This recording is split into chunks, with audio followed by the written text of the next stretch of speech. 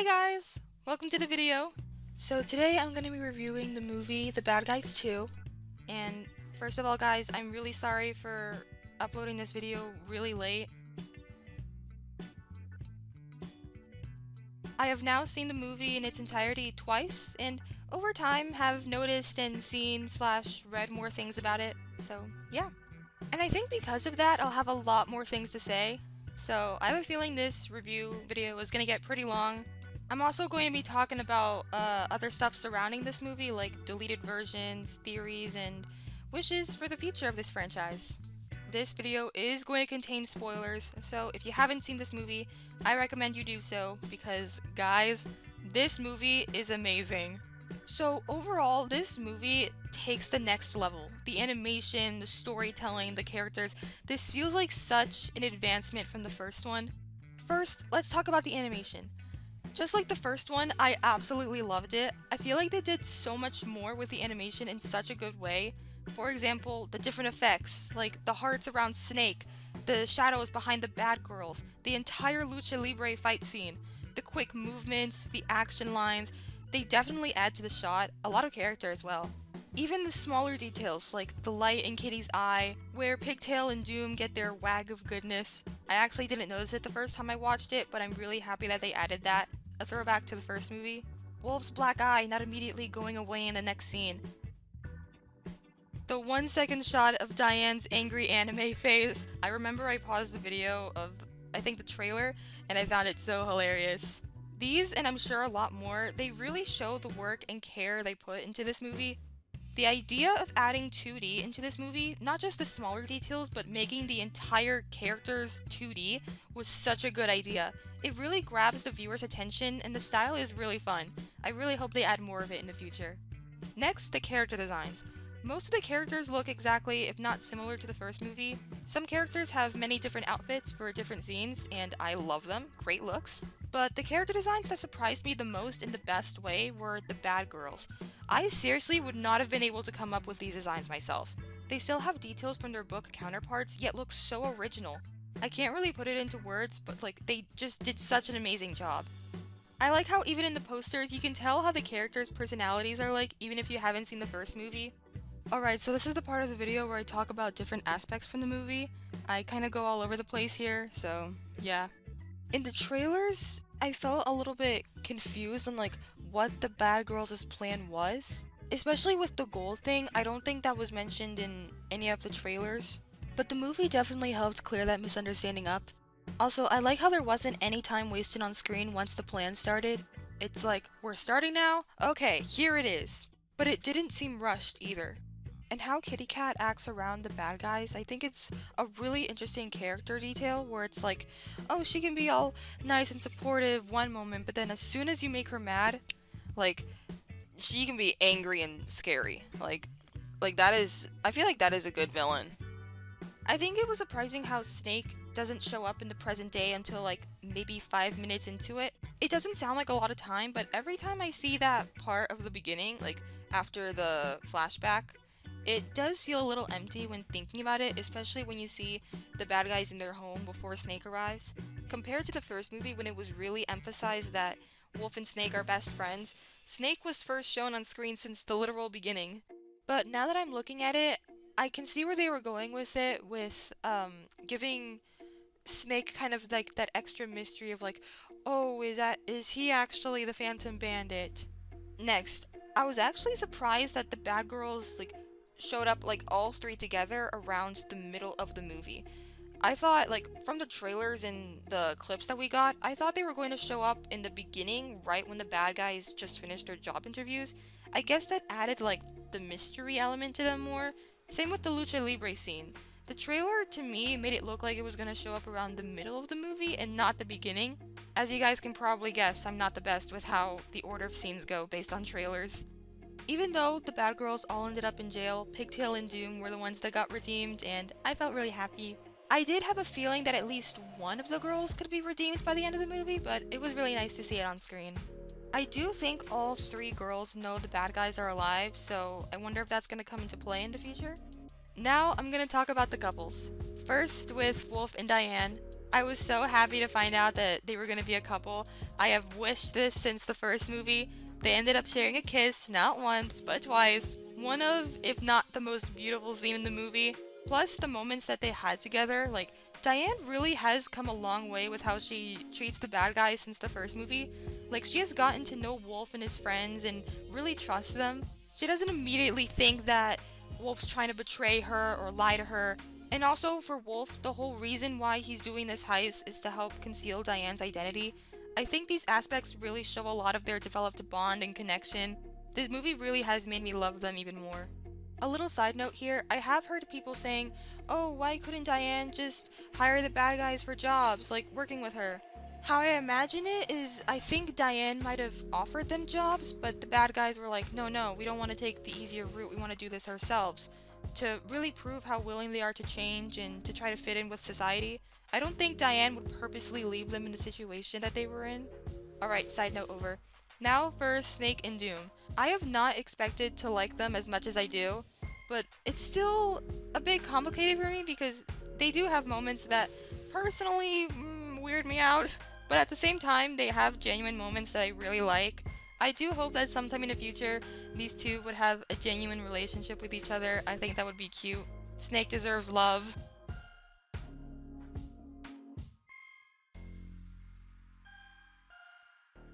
I also predicted that at the end it was going to be like the, oh, hopefully we'll see each other again thing. Especially how it ended with Doom finding Snake's hat pin. I hope there will be a continuation of that. So now I'm going to talk about the Chief, or in this movie, the Commissioner. I liked her a lot more in this movie. She definitely had more funny moments. I liked how she actually believed them on her own rather than someone physically showing her proof. It also shows how she's learned to trust them more. I hope we'll get to see more of the Commissioner and the bad guys bonding in the future. The whole sequence of the wedding was absolutely amazing. There were so many parts of those scenes that I just love. The costumes, the acting, especially from Shark, how everyone is taking part in the plan, even the location, it was just great. When I first heard about Marmalade coming back, at first I wasn't really on board with that idea. I thought he was just gonna be a one and done villain, but the way they brought him back, in my opinion, really works. Because for one, he's telling the plan to Diane, who he knows is the one responsible for the Crimson Paw crimes he was framed for, technically, but is still a villain with his own crimes, and that is an interesting dynamic. And it's revealed at the end that, in the end credit scene, that throughout the entire movie, his plan was just unfolding. Marmalade is actually kind of smart. He even tricked the bad girls. Now with the Crimson Paw reveal, I was so stressed on how they were going to be able to turn off the video. And the shock in me when I saw the computer missing the fire and getting the video uploaded, I felt so bad for Wolf, for Diane, for everyone. They tried so hard to keep her secret, and that's just how it ended up happening. When Diane saw the messages, I thought she was going to start tearing up because all the work that she did basically went down the drain.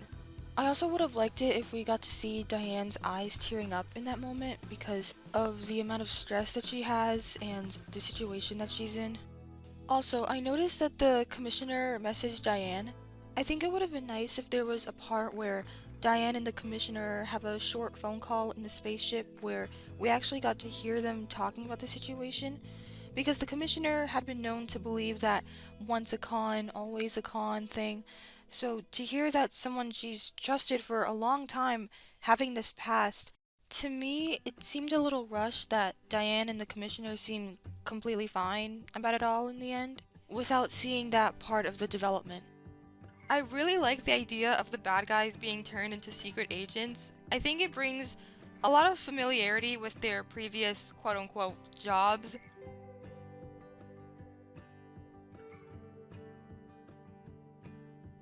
Also, it's great to see Diane being officially part of the team. Now for the music. I do think the original songs are pretty good, although I personally prefer the original songs from the first movie than the second one. I'm not saying the songs are bad by any means, they're just not my usual type of music to listen to.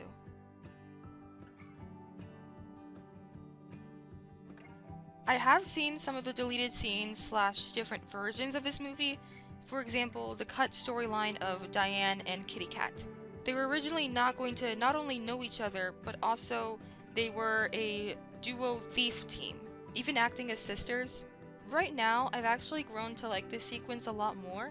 Also, with the art direction they were going for with the split screen, I think would have been really cool to see fully animated. I do think this backstory could still work in the future, but I do think it would be changed a little in a potential third one. And a second different version that I would like to talk about is that Marmalade was originally going to go into space with the bad girls as seen in the art book. Now, I personally don't prefer this version. I like how in the final cut he stays in the prison for the majority of the movie because it gives him this threatening but still not haunting, but still having that mysterious vibe because for the majority of the movie, he's just sitting there in jail watching his plan unfold.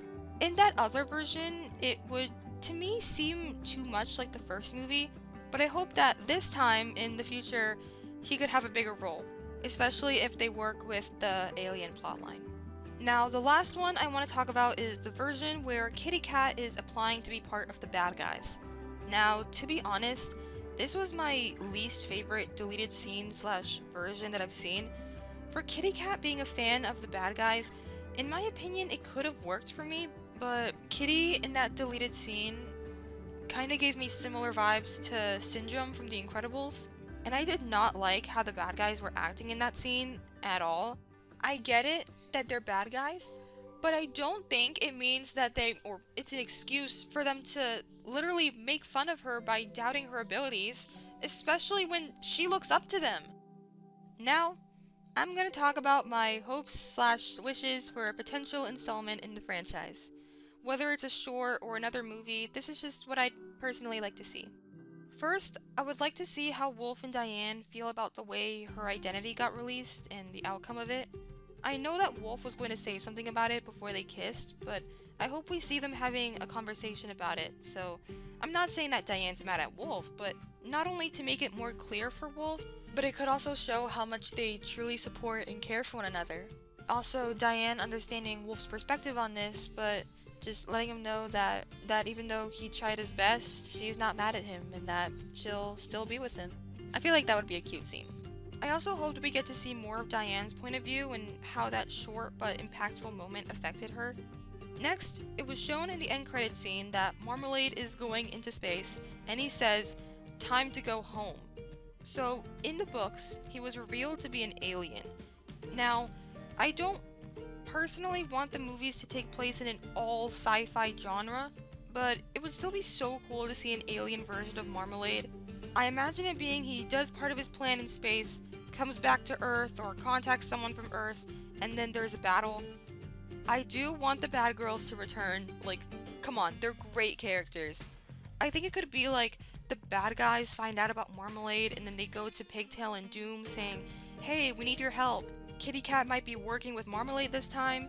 Whether she gets betrayed or not by him, either one of those outcomes could work. But yeah, overall, a lot of possibilities you can do with this group of characters. Although, as of now, I don't see Pigtail and Doom being officially part of the group. They could still have their own adventures, but could still occasionally help the bad guys. I wonder if any more book characters are going to appear in the future. The ones I'd personally want to see are Agent Shortfuse and Vinny, aka Wolf's dad. They don't have to play a major part of the story, at least them being mentioned would be cool. I noticed this after watching the first part of the credits for the first time. What happened to the cat at the end? The last time we saw the cat, he was with the bad guys in their home. Please don't tell me anything bad happened to the cat. Don't tell me that the cat got separated and the bad guys are for some reason unaware that he's not there. There could have been an opportunity for the cat to appear at the end. Either someone handing one of them the cat, or even the cat hiding in the car at the end. Just, what happened? He is the bad guy's pet, and I think Wolf really cares about him because he was technically the first one that trusted him when he went good. What's crazy is that I found the storyboard for this movie, and in this version, it showed the commissioner carrying the cat in the helicopter. What changed? So yeah, I just wanted to talk about it. Sorry if I came across a little too loud or upset. Overall, is him being there a very necessary detail in the movie? Probably not, but Still, DreamWorks, don't forget the cat. I don't want him to be forgotten, please. I actually have a little small theory about this though. What if the cat was in the golden limo that Marmalade was in? And since this took place after the bad guys got arrested and the cat was originally Marmalade's, the people gave him back the cat. And so when he went into space, so did the cat. And so the cat would be used as like a bribe or bait to bring the bad guys to Marmalade.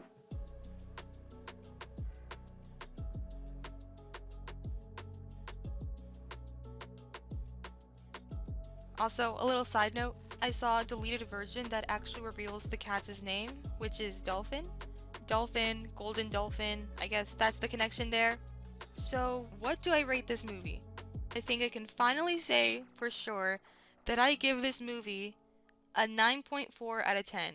I would absolutely recommend it to everyone. But anyways, that is going to be all for today. I hope you guys enjoyed it. If you have any of your own opinions, you can comment those down below if you want. Hope you all have a good day, and I'll see you guys in another video. Bye!